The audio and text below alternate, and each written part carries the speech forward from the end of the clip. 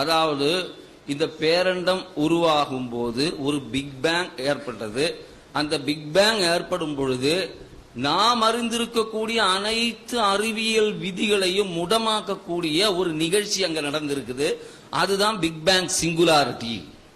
அந்த big bang சிங்குலாரிட்டிக்கு அப்பால போய் இது ஏன் ஏற்பட்டது அப்படின்னு நம்மளால கண்டுபிடிக்க முடியாது. ஏன்னா அந்த அளவுக்கு நம்மளால அறிவியல் வளர்ச்சி அப்படின்ற கற்பனைக்கே போக முடியாது. நம்முடைய அறிவு வளர்ச்சிக்கு ஒரு எல்லை உண்டு. அந்த எல்லைக்கு அப்பாற்பட்ட சமாச்சாரம் அது. அதனால அதுக்கு மேல நாம போக முடியாது அப்படின்னு சொன்ன இந்த ஹாக்கிங் இந்த வெடிச்சது பாருங்க, அந்த பிக் பேங் நிகழ்ந்தது பாருங்க. நான் உங்ககிட்ட சொன்னேன், அதை எக்ஸ்பிளைன் பண்ணிட்டு சொன்னேன். அந்த கேலக்சி உருவான வரலாற்றை பற்றி சொல்லும் போது சொன்னேன், இதனுடைய ஸ்பீடு இந்த பர்டிகுலர் ரேட்ல போயிட்டு இருக்குது. இது மிகவும் தேர்ந்தெடுத்த ஒரு ரேட்ல போய்கிட்டு இருக்குது.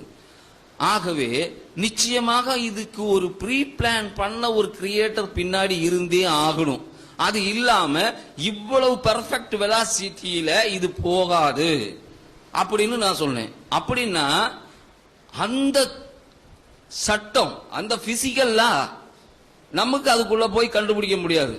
நம்மனால அந்த big bang theory, big bang சிங்குலாரிட்டிக்குள்ள போய் நம்மனால கண்டுபிடிக்க முடியாது. அப்போ அவர் என்ன சொல்றாருன்னா, இப்படிப்பட்ட ஒரு நிகழ்ச்சியிலிருந்து இப்படிப்பட்ட பேரண்டம் உருவாக வேண்டும் என்பதற்குண்டான விதிகள் கடவுள்கிட்ட இருக்கலாம், கடவுள்கிட்ட இருக்கலாம் அப்படின்னு சொல்றாரு. பேஜ் நம்பர் 129ல these laws may have originally been decreed by God. இந்த சட்டம் உண்மையிலேயே கடவுளால் கட்டளையிடப்பட்டிருக்கலாம், கடவுளால் கட்டளையிடப்பட்டிருக்கலாம் அப்படின்னு யார் சொல்றாரு? ஹாக்கிங் சொல்றாரு. ஹாக்கிங்ன்றவர் இந்த பிக் பேங் தியரியை நிரூபிச்சிருக்கக்கூடிய ஒரு விஞ்ஞானி. அவரு இன்னும் கடவுளை ஏற்றுக்கல. ஆனா சயின்டிபிக்கல் தியரி என்ன சொல்லுது அப்படின்னு கேட்டீங்கன்னாக்கா, கடவுளை மறுக்க முடியாது, இப்பவும் இந்த விதிகள் எல்லாம் கடவுளிடம் இருக்க முடியும் அப்படின்னு கேட்கிறாரு. இப்படி எல்லாம் இருக்கும்போது ஹாக்கிங் இன்னும் ஏன் கேட்கல, இன்னும் ஏன் இறைவனை ஒத்துக்கல அப்படின்னு சொல்லி போட்டு நீங்க கேட்கலாம். அதுக்கு அவரு சில காரணங்களை கேட்கிறாரு. அது அந்த புஸ்தகத்துல பின்னாடி வருது. அதெல்லாம் இங்க எடுத்து சொல்லல யாரும்.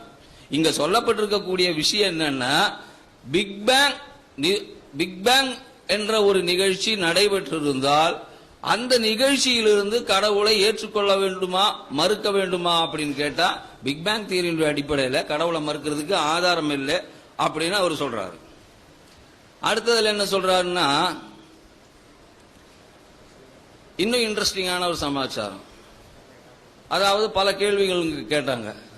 இந்த மனுஷனுக்காக வேண்டித்தான் கடவுள் இந்த உலகத்தை படைச்சாரு அப்படி இப்படின்னு எல்லாம் நீங்க முஸ்லிம்கள் சொல்லிட்டு இருக்கிறீங்க, அதெல்லாம் எங்களால நம்ப முடியாது அப்படி இப்படின்னு எல்லாம் சில வாதங்களை எடுத்தாங்க.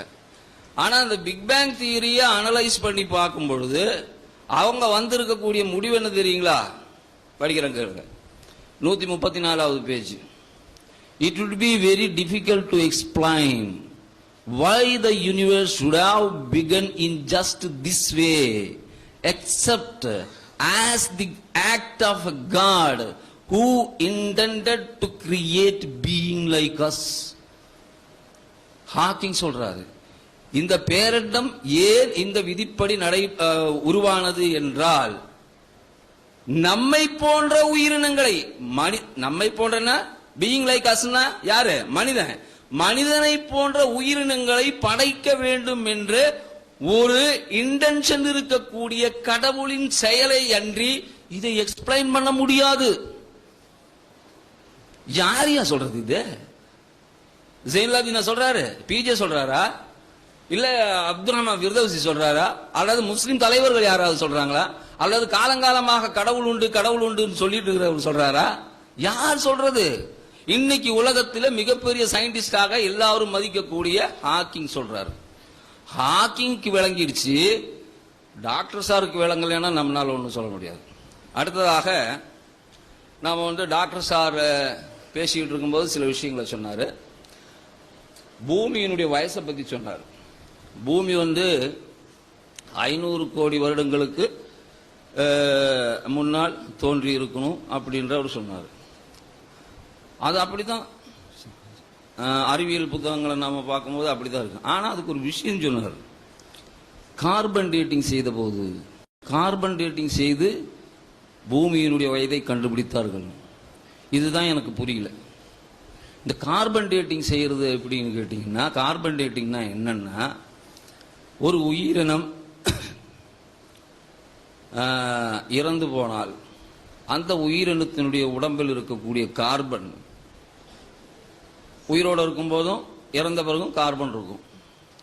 ஆனா கார்பன் வந்து 2 ஐசோடோப் இருக்குது. ஒன்று கார்பன் 16, ஒன்று கார்பன் 14. இந்த கார்பன் 16 நல்லா கவனிக்கணும். இந்த கார்பன் 16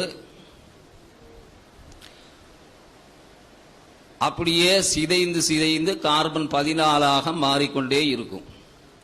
இந்த அந்த மாறி போகும் பொழுது அந்த குறைவான இடத்தை புதிய கார்பன்கள் வந்து நிரப்பிக்கொள்ளும்.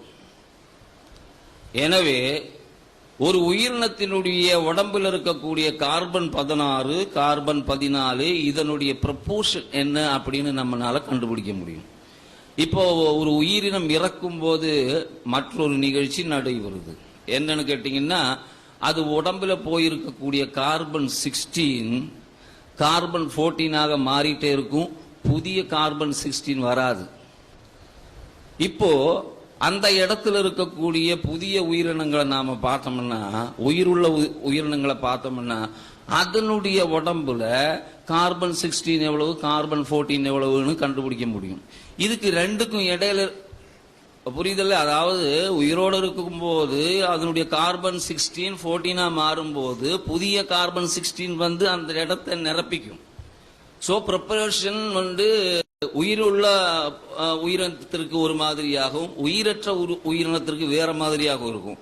இதுக்கு ரெண்டுக்கும் இடையில இருக்கக்கூடிய டிஃபரன்ஸ், இப்போ ஒரு உயிரினம் இறந்து கிடக்குது அப்படின்னாக்கா அதனுடைய உடம்புல இருக்கக்கூடிய கார்பன் டேட்டிங் செஞ்சுக்கிட்டு அப்புறம் ப்ரொபோர்ஷனேட்டா உயிருள்ளதையும் பார்த்தோம்னாக்கா இது எவ்வளவு வருஷத்துல இந்த மாதிரி செஞ்சிருக்குன்னு பார்த்து கண்டுபிடிச்சிடலாம். ஆனா பூமியினுடைய வயசு இப்படிதான் கண்டுபிடிச்சாரு அப்படின்றது எனக்கு விளங்குறேன். ஏன்னா பூமி படைக்கப்பட்ட பொழுது அது அவரே சொன்னார் என்னன்னு, சூரியன்ல இருந்து செதறி வந்துச்சுன்னாரு. சூரியன்றது என்ன, ஹைட்ரஜன் பாம்பு வெடிக்கக்கூடிய இடம். அப்ப அவ்வளவு ஹாட்டா இருந்திருக்கும். கிட்டத்தட்ட 100 கோடி வருடங்களுக்கு பிறகுதான் அந்த ஹாட் எல்லாம் குறைஞ்சி கொஞ்சம் கொஞ்சமா அது வெப்பம் தணிஞ்சு இன்னும் சில மில்லியன் வருடங்கள் கழிந்த பிறகுதான் முதல் உயிரினம் உண்டாகுவதாக அறிவியல் கண்டுபிடிச்சிருக்குது. அதிலிருந்து பல மில்லியன்கள் வருடங்கள் கழித்த பிறகுதான் தாவரமே வரும். அப்ப பூமி வந்தது எப்போ அப்படின்னு கண்டுபிடிக்கிறது, கார்பன் டேட்டிங்ல கண்டுபிடிக்கிறதுனாக்கா எப்படி முடியும் அப்படின்றது எனக்கு விளங்கல. அவர் விளக்குவார்னு நினைக்கிறேன். அடுத்ததாக இன்னொரு விஷயத்தை சொன்னார் டாக்டர் சார். அதாவது கலீலியோ பூமி உருண்டேன்னு சொன்னதுக்கு கிறிஸ்தவ சபை அவரை துன்புறுத்தினதாக சொன்னார். பூமி உருண்டேன்னு சொன்னதுக்கு கலீலியோ. இது எனக்கு தெரியாது, அவர் விளக்குவாருன்னு சொல்ல முடியாது. ஏன்னாக்கா நீங்க செய்தி அதல்ல, அப்படி இல்லை. ஏன்னா பூமி உருண்டதான் அப்படின்னு 2000 வருஷத்துக்கு முன்னாடியே தெரியும். கலீலியோ ஒரு 400-500 வருஷத்துக்கு முன்னாடி இருக்கக்கூடிய ஆளு. அரிஸ்டாட்டில் அப்படின்ற விஞ்ஞானி 2000 வருஷத்துக்கு முன்னாடி வாழ்ந்தவர். அவரே பூமி உருண்டதான் அப்படின்னு ஒத்துக்கிட்டாரு. கண்டுபிடிச்சாருன்னு சொல்லல, ஒத்துக்கிட்டாரு. ஏன்னாக்கா அதுக்கு முன்னாடி அந்த கருத்து இருந்திருக்கு, பூமி உருண்டை அப்படின்னு. எப்படி கண்டுபிடிச்சாங்க அப்படின்னாக்கா, இந்த சந்திர கிரகணத்தின் போது பூமியினுடைய நிழல் தான் சந்திரன்ல விழுந்து மறைக்குது. அப்பவே அந்த சந்திரனுடைய மேல விழக்கூடிய அந்த ஒளியை பார்த்து பூமி உருண்டதான் அப்படின்னு கண்டுபிடிச்சாங்க. கலீலியோவுக்கு நேர்ந்த துன்பம் எதனால வந்துச்சுன்னாக்கா, கலீலியோ உருண்டேன்னு சொன்னதுக்காக இல்ல, பூமி சுத்துதுன்னு சொன்னாரு. அதனாலதான் அவருக்கு பிரச்சனை வந்துச்சு. பூமி சுத்துது அப்படின்னு கோபர்னிக்கஸ் சொன்ன அதே அந்த கருத்தை கலீலியோ என்ன சொன்னாரு அப்படின்னாக்கா இன்னும் ஆணித்தரமா. அதுக்கு முன்னாடி கெப்லர்னு ஒருத்தவன் தான் சயின்டிஸ்ட். இந்த கலீலியோ அந்த கோபர்னிக்கஸ் சொன்ன கருத்து உண்மை அப்படின்னு சொல்லி போட்டு கெப்லர் ஸ்தாபிச்சாரு. கெப்லருக்கு பின்னாடி தான் ஆறு வர்றாரு, கலீலியோ வர்றாரு. கலீலியோ இல்ல இல்ல கோபர்னிக்கஸ் சொன்னதுதான் சரி, பூமி சுத்துது அப்படின்னு சொன்னாரு. அதனால அவருக்கு ஏற்பட்டது என்ன அப்படின்னாக்கா ஒரு ஹவுஸ் அரெஸ்டிங், அப்படிப்பட்ட ஒரு பனிஷ்மெண்ட். ஆனா எதிரணியில் இருக்கக்கூடிய ஒருத்தர் சொன்னாரு பாருங்க, பயங்கரமான ஒரு பிக் பேங் மாதிரியான ஒரு விடி, கலீலியோவை கல்லாலேயே அடிச்சு கொண்டுட்டாங்களாம். இன்னொருத்தர் வந்து நபிகள் நாயகத்தை எப்படி கல்லால் அடிச்சு கொண்டாங்க. அதாவது விவாதத்துக்கு வரும்போது யாரா இருந்தாலும், எவ்வளவு பெரிய அறிவாளியா இருந்தாலும் சரி, தவறு ஏற்படும், இல்லைன்னு சொல்ல முடியாது. ஆனா விவாதத்துக்கு வரும்போது கொஞ்சம் கேதர் பண்ணிட்டு கொஞ்சம் ஸ்டடி பண்ணிட்டு வரணும். இப்படிப்பட்ட இல்லாத கருத்துக்களை எல்லாம் கொண்டு வந்து இங்க வச்சு வாதாடி நம்முடைய நேரத்தை வீணடிக்கிறது அர்த்தமே இல்லை. கலீலியோ சொன்னது, கலீலியோ பூமி உருண்டே சொன்னதுக்காக என்ன இல்ல, துன்புறுத்தப்படல. இன்குசிஷன் ரிசர்ச், இந்த கிறிஸ்தவ சபை வந்து சர்ச் வந்து அதுக்குன்னு தண்டிக்கும் சபையை வச்சிருக்காங்க. அங்க முன்னாடி கொண்டு போய் நிறுத்திட்டு நீ சொன்னது தப்பு, பூமி சுத்தல, சூரியன் தான் பூமியை சுத்திட்டு வருதுன்னு சொல்லு அப்படின்னு சொல்லி கட்டாயப்படுத்தி அவரை சொல்ல வச்சு அவர் வெளியே வரும்போது வெளியே வந்து சொன்னாரு, இல்ல இல்ல பூமி அங்கேயே தான், சூரியன் அங்கேயே தான் இருக்குது, பூமி தான் சுத்திட்டு வருது. அறிவியல் புத்தகத்துல எல்லாம் இப்ப வந்து மாணவர்களுக்கு கூட இந்த விஷயம் தெரியும். டாக்டர் சார் எப்படி சொன்னாருன்னு தெரியல, பூமி உருண்டை அப்படின்றதுக்காக தான் வந்து கலீலியோ வந்து துன்புறுத்தினாங்க. அந்த அணியை சேர்ந்த ஒருத்தர் கலீலியோவை கல்லால அடிச்சே கொண்டாருன்னாங்க. அப்புறம்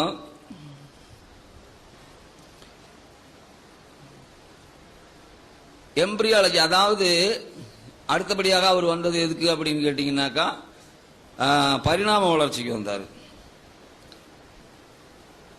பரிணாம வளர்ச்சி அப்படின்ற பிலாசபி எப்போ வந்தது அப்படின்னு கேட்டீங்கன்னாக்கா அது வந்து டார்வினுக்கு முன்னாடியே இருக்கு. என்னமோ டார்வின் தான் என்னமோ ஆராய்ச்சி செஞ்சு இப்ப பரிணாம வளர்ச்சி கண்டுபிடிச்சதாக நாம வந்து சொல்லிட்டு இருக்கிறோம், புத்தகத்துல கூட எழுதப்படுகிறது. டார்வினுடைய தாத்தாவே ஒரு எவல்யூஷனிஸ்ட், டார்வினுடைய தாத்தாவே ஒரு எவல்யூஷனிஸ்ட். ஆனா இவர் வந்து தன்னுடைய டார்வின் வந்து தன்னுடைய தத்துவத்தை போதிக்கிறதுக்கு முன்னாடி லமார்க் அப்படின்ற ஒரு சயின்டிஸ்ட் இருந்தான். இந்த லமார்க் அப்படின்ற ஒரு சயின்டிஸ்ட் தான் ஒரு புத்தகம் எழுதினார் முத. அதாவது எலாபரேட்டா அந்த இதை பத்தி, அதாவது பரிணாம வளர்ச்சியை பத்தி ஒரு புத்தகம் எழுதினாரு. லமார்க்கனுடைய தியரி என்ன அப்படின்னாக்கா அக்வயர்டு கேரக்டர்ஸ் அப்படின்னு ஒரு விஷயத்தை சொல்றாரு.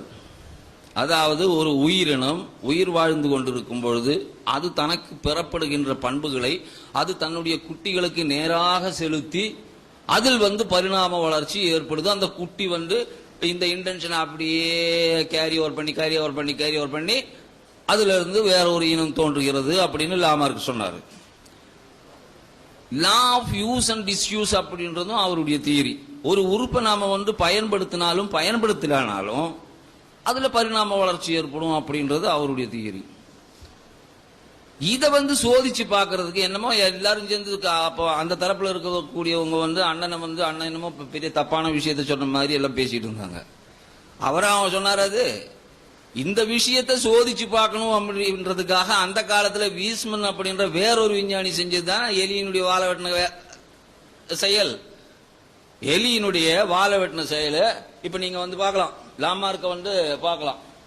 அவருதான் லாமார்க். போட்டோவில் தெரியுதுல்ல, உலகமே ஒடிஞ்சு போச்சு அப்படின்னு சொல்லி போட்டு இப்படி உட்கார்ந்துட்டு இருக்காரு. அவர்தான் லாமார்க். அவருடைய தியரி தான் லார்ட் யூஸ் அண்ட் டிஸ்யூஸ் அப்படின்றது. அதாவது ஒரு உறுப்பை பயன்படுத்துவதை கொண்டும் பயன்படுத்தாமல் இருப்பதை கொண்டும் அதில் ஏற்படுகின்ற பரிணாமம். எங்க லேசர் சரி. அப்ப அதுல நீங்க பார்க்கல 4 ஜிராஃபை போட்டிருக்கிறாங்க. அதாவது அந்த லாஸ்ட் எண்ட்ல 4 ஜிராஃப். அந்த இல்ல இருக்கட்டும். அந்த அப்ப அந்த 4 ஜிராஃபை பாக்குறீங்க. ஜிராஃப்னா ஒட்டகச்சிவிங்கி. அதாவது இடது பக்கத்துல எண்டில் இருக்கக்கூடிய அந்த குட்டியினுடைய கழுத்தை பாருங்க எவ்வளவு சின்னதுன்னு. முதல்ல அவ்வளவு சின்னதா இருந்துச்சு கழுத்து. அப்ப உணவுப் பொருட்கள் எல்லாம் கொஞ்சம் மேல போயிடுச்சு. அதாவது மரம் செடி கொடி எல்லாம் கொஞ்சம் வந்து மேல வளர்ந்து போனதுனால இந்த ஜிராஃப், அதாவது இந்த ஒட்டகச்சிவிங்கி அப்படியே தலையை அப்படி நீட்டி அப்படி நீட்டி தழைய பறிச்சு தின்ன ஆரம்பிச்சுக்கிச்சு. அதை வந்து எல்லாம் பார்த்துருப்பீங்க. அப்படியே பறிச்சு தின்ன ஆரம்பிக்கும் போது தலை அப்படியே நீண்டுக்கிட்டு பெரிய கழுத்து வந்தோன்னா அது பெரிய ஒட்டகச்சிவிங்கியாகி மாறி போயிடுச்சு. இப்படின்னு ஆறு சொன்னது? லாமார்க் சொன்னது. அந்த தத்துவத்தை வந்து சரி பார்க்கறதுக்காகத்தான் வீஸ்மன் வந்து எலியை வளர்த்தி அதனுடைய வாழை வெட்ட ஆரம்பிச்சார். 21 ஜெனரேஷனுடைய வாழை வெட்டியும் என்ன ஆகல, 22வது ஜெனரேஷனுக்கு வரக்கூடிய குட்டிக்கு வால் இல்லாம வரணும்ல. இது நானும் அண்ணனும் கேட்ட கேள்வி இல்ல, வீஸ்மன் கேட்ட கேள்வி. நீங்க பிளேம் பண்றதா இருந்ததுன்னா போய் வீஸ்மனை பிளேம் பண்ணணும், எங்களை பிளேம் பண்ண கூடாது. ஆச்சா, 22வது தலைமுறை கூட வரல. அப்ப வீஸ்மன் வந்து சொல்லிட்டாரு, லாமார்க்கு உன்னுடைய தத்துவம் சரியில்லை, ஏற்றுக்கொள்ள முடியாது அப்படின்னு சொல்லி போட்டு சொன்னாரு. அப்பதான் சில பேர் வந்து என்ன சொன்னாங்க, இது அக்வைர்டு கேரக்டர்ஸ் அப்படின்னா வாழை வந்து தானா முறிஞ்சு போயிருந்தா தான் அது வந்து இருக்கும். இது வந்து நீங்க வந்து ஆர்டிபிஷியலா வெட்டுறீங்க, வெட்டுறத வந்து அப்படி ஒத்துக்க முடியாது. அது இயற்கையாவே கொஞ்சம் கொஞ்சமா மாறி வந்துச்சுன்னா அதுதான் குட்டிக்கு கடத்தும் அப்படின்னா. ஐயா, இயற்கையா மாறி வரணும்னாக்க ஒரு காரணம் இருக்கணும்ல. அந்த காரணம் வர்ற வரைக்கும் ஒரு ஆய்வாளர் வந்து சோதனை செய்யாம உட்கார்ந்துட்டு இருக்க முடியுமா? அப்ப அந்த காரணத்தை செயற்கையே அவன் செஞ்சு பார்த்தான், நடக்கல. சரி, அதுக்கப்புறம் தான் நம்ம டார்வின் வர்றாரு. டார்வின் வந்துட்டு என்ன சொன்னாருனாக்கா, லாமார்க் சொன்னதுல ஒரு சின்ன ட்ரபிள் இருக்குது. அவர் என்ன சொன்னாருன்னா, பரிணாமவாதத்துல அவர் சொன்னதுல ஒரு ட்ரபிள் என்ன அப்படின்னு கேட்டீங்கன்னாக்கா, இந்த அக்வைர்டு கேரக்டர்ஸ் டைரக்டா அப்படியே குட்டிக்கு பாஸ் ஆகுதுன்னு சொன்னாரு. அந்த மாதிரி டைரக்டா பாஸ் ஆகாது, அதுக்கு இடையில ஒரு நேச்சுரல் செலக்ஷன் இருக்குது. அப்படின்னா என்ன அர்த்தம்? நேச்சுரல் செலக்ஷன், இயற்கை தேர்வு. அந்த இயற்கைத்தான் தேர்வு செஞ்சு என்ன கேரக்டர் ஒரு குட்டிக்கு கொடுக்கணும், ஒரு ஸ்பீஷீஸுக்கு கொடுக்கணும் அப்படின்னு தீர்மானிக்குது அப்படின்னு சொன்னாரு. நாம இங்க கொஞ்ச நேரம் நிறுத்துவோம். அதாவது இயற்கையில ஒரு தேர்வு நடைபெறுகிறது அப்படின்னு டார்வின் சொல்றாரு. இயற்கையில தேர்வு நடைபெறுகிறது அப்படின்னாக்கா இயற்கைக்கு என்ன பகுத்தறிவு உண்டா? தேர்வு அப்படின்றது பகுத்தறிவின் பார்ப்பட்ட செயல் தானே. அப்ப தேர்வு நடைபெறுகிறது அப்படின்னு சொன்னாலே அதை யாரு செய்வதாக நீங்கள் கூறுகின்றீர்களோ அந்த நபருக்கு அல்லது அந்த பொருளுக்கு பகுத்தறிவு உண்டுன்னு அதுக்கு அர்த்தம். பகுத்தறிவு இல்லாம தேர்வு செய்ய முடியுமா? ஒரு காலம் தேர்வு செய்ய முடியாது. நீங்க வந்து ஒரு எந்த சீட் எடுத்தாலும் அதாவது பரிசு சீட்டுல எந்த சீட்டுக்கு பரிசு கொடுக்கணும் தெரியாது. அந்த பரிசு சீட்டு எடுக்கும் போது கூட ஜனங்க வந்து எந்த சீரியல்ல எந்த நம்பர் எடுக்கலாம் அப்படின்னு சொல்லி போட்டு தேர்வு செஞ்சுதான் எடுக்கிறாங்க. ஒரு மாணவன் வந்து பள்ளியில் தேர்கிறான் என்றால், ஒரு மாணவன் வந்து பள்ளியில் தேர்ச்சி எழுதி வெற்றி பெற வேண்டும் என்றால் அவன் தேர்வு எழுதியாக வேண்டும். வெற்றி பெறணும்னா தேர்வு எழுதியாக வேண்டும். இந்த தேர்வு தாள் யார் செய்யறது, தயாரிக்கிறது? தேர்வு தாள் யார் ப்ரிப்பேர் பண்றது?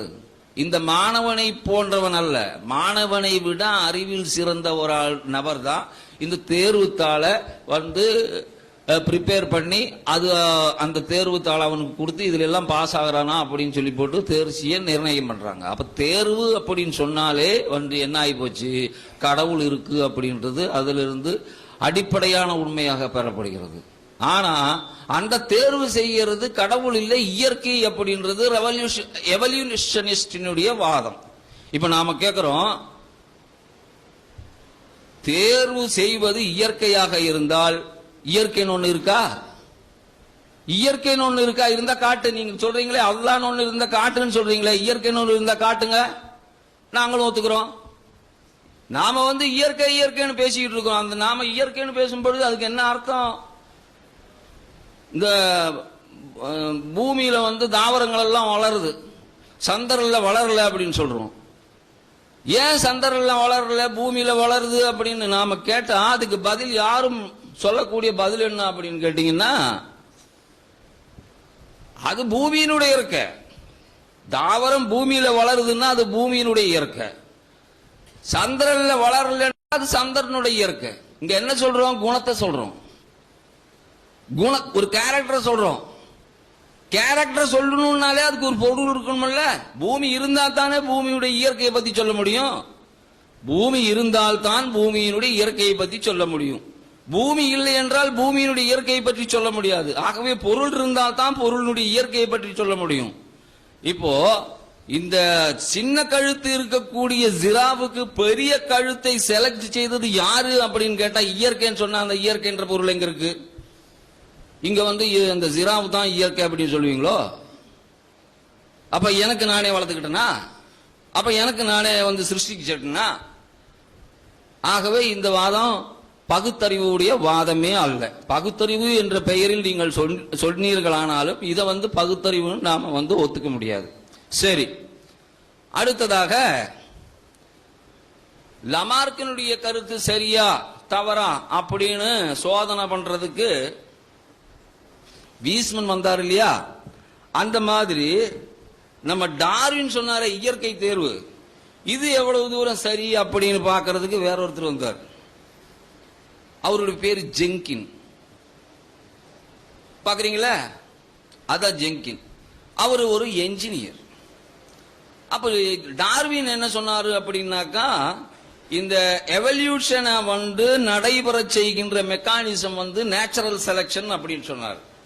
நேச்சுரல் செலக்ஷன் அப்படின்னு வந்தாலே, செலக்ஷன் நல்லா அண்டர்ஸ்டாண்ட் பண்ணிக்கணும் வார்த்தையை. செலக்ஷன் ஒரு ஸ்பெஷீஸ்ல ஒரு குறிப்பிட்ட ஐட்டத்துக்கு பரிணாம வளர்ச்சியை செலக்ட் செய்யப்பட்டால், தேர்வு செய்யப்பட்டால் அந்த ஸ்பெஷீஸ்ல அந்த ஒண்ணுதான் அந்த சமயத்துல உருவாகும்.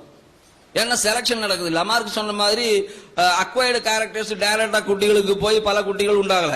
இங்க செலக்ஷன் நடக்குது. செலக்ஷன் நடக்குதுனாலே ஒரு ஸ்பீஷீஸ்ல ஒரு லொக்காலிட்டியில ஒரு காலகட்டத்தில் தப்பித்தவறி ஒரு ஒரு ஸ்பீஷீஸினுடைய குட்டிக்கு தான் அந்த மாதிரி எவல்யூஷன் வரும், பரிணாமம் வரும்.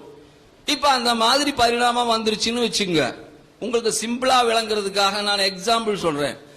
இப்போ குரங்கினுடைய மூதாதையில் இருந்து தான் குரங்கும் நாமும் வந்தோம் அப்படின்னு சொல்லி போட்டு சொல்றாங்க. ஹோமினிட்ஸ் முதல்ல ஏப்புன்னு சொன்னாங்க. இப்போ மறுபடியும் நாம ஏப்புன்னு சொன்னா டாக்டர் சார் கோவத்துக்கு சண்டைக்கு வந்துருவாரு. ஏன்னாக்கா ஏற்கனவே ஒரு தடவை சண்டைக்கு வந்துட்டாரு. என்ன நான் வந்து ஹோமினிட்ஸ் சொல்லிட்டு இருக்கிறேன், நீங்க திரும்ப ஏப்புன்னு சொல்லிட்டு இருக்கிறீங்க. அதெல்லாம் கிடையாது, ஹோமினிட்ஸ் அப்படின்னாரு. ஏதோ ஒரு நீட்ஸுப்பா, இருந்தாலும் 4 காலில் நடக்கிற நீட்ஸ் தானே அது இந்த ஹோமினிட்ஸ். அந்த 4 காலில் நடக்கிற பிராணி இப்ப மனுஷனா மாறுறதுக்கு எவல்யூஷன் அதுக்கு கிடைக்குது. ஒரு ஒரு எவ்வளவு முதல்ல எவ்வளவு வரும்? திடீர்னு வருமா கம்ப்ளீட்டா? திடீர்னு ஒரு ஃபைன் மார்னிங்ல அப்படியே 4 காலில் நடந்துகிட்டு இருந்த ஒரு குரங்கு திடீர்னு எந்திரிச்சு 2 காலில் நிக்குமா? நிக்காது. அப்படி எவல்யூஷன் சொல்லல. அப்ப அதுக்கு என்ன வரும்? கொஞ்சம் ஒரு எவல்யூஷன், அதாவது கொஞ்சம் பரிணாம வளர்ச்சி அதனுடைய குட்டிக்கு வந்துருச்சு. எவ்வளவு வந்துச்சு? 1% வச்சுக்குவோம். 1%ன்றதே அதிகம் தான். இல்ல அது பத்தாக்குறையா இருந்ததுன்னா 10% வேணாலும் நம்மளுக்கு வச்சுக்கலாம். உதாரணத்துக்கு தானே, 1%ஓ 10%ஓ வந்துருச்சு. சரி, இந்த குட்டி பெருசாகும்ல. இந்த குட்டி பெருசானா இது வந்து இனவருத்தியில ஈடுபடணும்ல. இது இனவருத்தியில ஈடுபடுறதுக்கு இந்த குட்டிக்கு எந்த ஸ்பீஷீஸ் கூட, அதாவது அது தேர்ந்தெடுக்கக்கூடிய இனம் இதுவா இருக்கும். நிச்சயமா இந்த எவல்யூஷன் 10% 1% இப்ப இது எவல்யூஷன் ஆயிருக்குனாக்கா அந்த எவல்யூஷன் ஆகாத ஒரு குட்டியை தான், ஒரு இணையத்தான் அது தேர்ந்தெடுக்க முடியும். ஏன்னாக்கா நேச்சர்ல அவ்வளவுதான் இருக்கு. சோ இந்த 1% அல்லது 10% எவல்யூஷன் ஆயிருக்கக்கூடிய இந்த விலங்கு எவல்யூஷனே ஆகாத அந்த இணையோடு சேரும் பொழுது அதிலிருந்து வர்ற குட்டிக்கு எவ்வளவு பர்சன்டியா டார்வின் இருக்கும் அப்படின்னு கேட்டா 10% இருந்ததுன்னா 5% ஆகும். அது பாதி ஆயிடும். 1% இருந்ததுன்னா 1/2% ஆயிடும். சரி, இந்த 1/2% ஆகுது இல்ல, இந்த குட்டி பெருசாகி இது வந்து இணையோடு சேரும் பொழுது அந்த இணை யாரு? இதே மாதிரி டெவலப் ஆகாத எவல்யூஷன் ஆகாத ஒண்ணுதான். அப்ப அது கூட சேரும்போது அரையும் காலு இப்படியே ஒரு 5-10 ஜெனரேஷன் போயிடுச்சுன்னு வச்சுங்க. அப்படி போயிடுச்சுன்னாக்கா உங்களுடைய எவல்யூஷன் தியரியா அவுட் இல்ல. அக்வைர்டு கேரக்டர்ஸா இருக்கட்டும், இல்லாட்டி நேச்சுரல் செலக்ஷன்ல வந்த பண்பா இருக்கட்டும், எதா இருந்தாலும் ஒரு 4-5 ஜெனரேஷன் அல்லது ஒரு 7-8 ஜெனரேஷன் போறதுக்குள்ளார அப்படியே வேனிஷ் ஆகி போயிடுமில்ல. அப்புறம் எப்படி புது புது ஸ்பெஷீஸ் எல்லாம் உண்டாகுதுன்னு ஜென்கின் கேட்டாரு. மண்டையை பிச்சுக்கிட்டு ஓடி போயிட்டார். பதிலே சொல்ல முடியல, அவரால் பதில் சொல்ல முடியல. கொஞ்சம் கொஞ்சமா லாமார்க்கினுடைய தியரிக்கு நெருங்கி வந்தார்.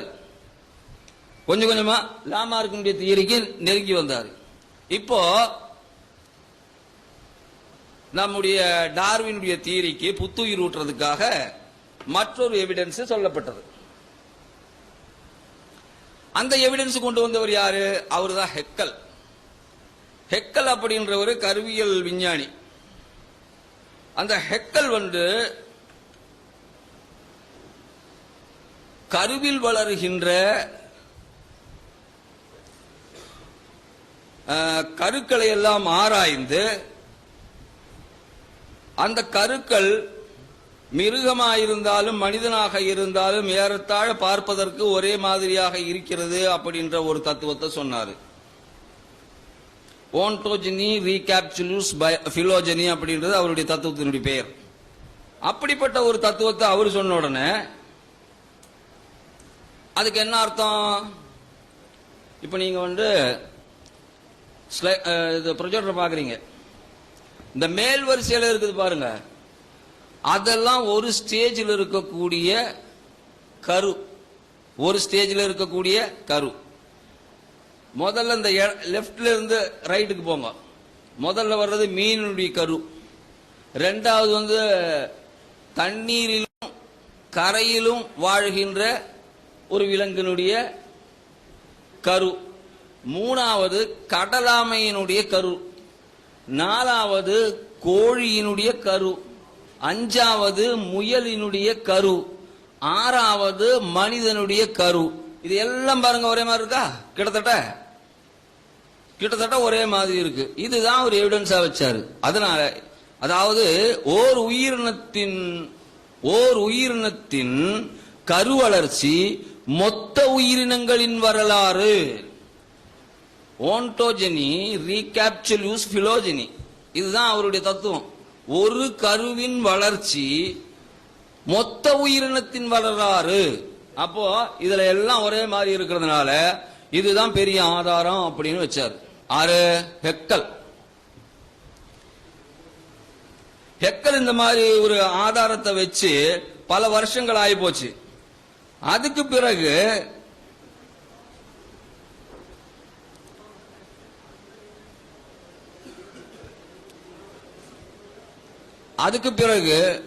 மைக்கேல் ரிச்சார்ட்சன் அப்படின்னு ஒரு விஞ்ஞானி வந்தாரு. ஹெக்கல் சொன்னது எவ்வளவு தூரம் உண்மை அப்படின்னு பார்க்கணும்னு அவரு முடிவு பண்ணாரு. அவரு தீர்மானம் பண்ணி மைக்கேல் ரிச்சார்ட்சன் என்ன பண்ணாரு அப்படின்னா, இப்ப புதுசா ஆய்வு செஞ்சாரு. நவீன கருவிகள் எல்லாம் வச்சுக்கிட்டு புதுசா ஆய்வு செஞ்சாரு, கரு எல்லாம் எப்படி இருக்குன்னு. அந்த கரு தான் கீழே தெரியுது. ப்ரீவியஸ் பிக்சர் கீழே தெரியுதுல்ல, மேல தெரிகிறது. நல்லா கவனிக்கணும். 2 ரோ தெரியுது. மேல தெரிகிற ரோ ஹெக்கல் வரைஞ்ச ரோ. கீழே தெரிகிறது மைக்கேல் ரிச்சார்ட்சன் வரைஞ்ச ரோ. ரிச்சார்ட்சன் என்ன சொல்றாரு அப்படின்னாக்கா, ஹெக்கல் வரைஞ்சிருக்கக்கூடிய படங்கள் எல்லாம் ஃப்ராடுன்றாரு. ஹெக்கல் வரைஞ்சிருக்கக்கூடிய படங்கள் எல்லாம் ஃப்ராடு. உயிரினங்கள் எவல்யூஷன்ல வந்தது என்பதை நிறுவுவதற்காக ஃப்ராடாக அந்த படத்தை போட்டிருக்கிறாரு. அதனுடைய உண்மையான வடிவம் இப்படி இருக்கு அப்படின்னு சொல்லி போட்டு கீழே இருக்கிறத காட்டினாரு. கீழே இருக்கிறத லெப்ட்ல இருந்து பாருங்க. முதல்ல வர்றது என்ன? அதே ஃபிஷ் தான். அங்க மேல போட்டிருக்கல, அதுக்கு கீழே போட்டிருக்கிறதுக்கும் எவ்வளவு வித்தியாசம்? மேல போட்டிருக்கிறது ஃப்ராடு, கீழே போட்டிருக்கிறது தான் ஒரிஜினல்னு யார் சொல்றது? நான் சொல்லல, மைக்கேல் ரிச்சார்ட்சன் சொல்றாரு. நம்ம சகோதரர் சொன்னாரே, நாங்க இதெல்லாம்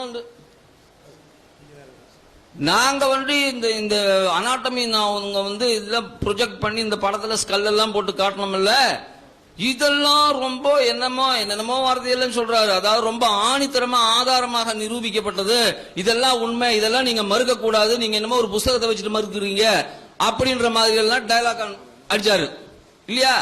இது யாரு போட்டது?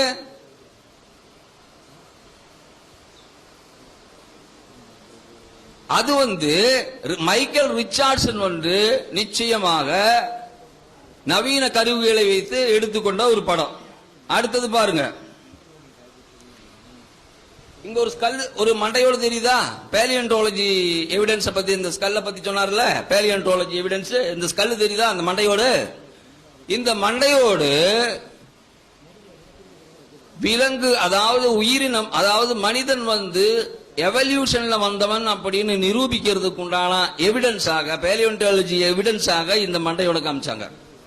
இந்த மண்டையோடு தெரியுதுல்ல, இந்த மண்டையோடு மேல இருக்கிற பாகம் மனுஷனுது, அது கீழே தாடை இருக்குது பாருங்க, அது குரங்கினுடைய அமைப்பில் இருக்கு.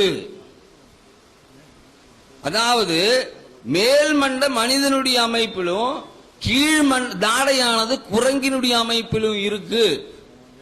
இதிலிருந்து நிச்சயமாக மனுஷன் அந்த குரங்கில் இருந்து பரிணமிச்சு வந்தவன் தான் அப்படின்றதுக்கு இது அடையாளம் அப்படின்னு சொல்லி போட்டாங்க தொல்லுயிரிய ஃபாசில். ஆனா இத ஆய்வு செஞ்ச போது ஜோசப் வெய்னர் அப்படின்றவர் இத 1953 போய் ஆய்வு செஞ்சாரு. ஆய்வு செய்யும் பொழுது அவருக்கு கிடைச்ச ரிசல்ட் என்ன அப்படின்னு கேட்டீங்கன்னாக்கா, 500 வருடத்திற்கு முன்னால் இறந்து போன ஒரு மனிதனுடைய மண்டையோடு, 500 வருடத்திற்கு முன்னால் இறந்து போன ஒரு மனிதனுடைய மண்டையோடு,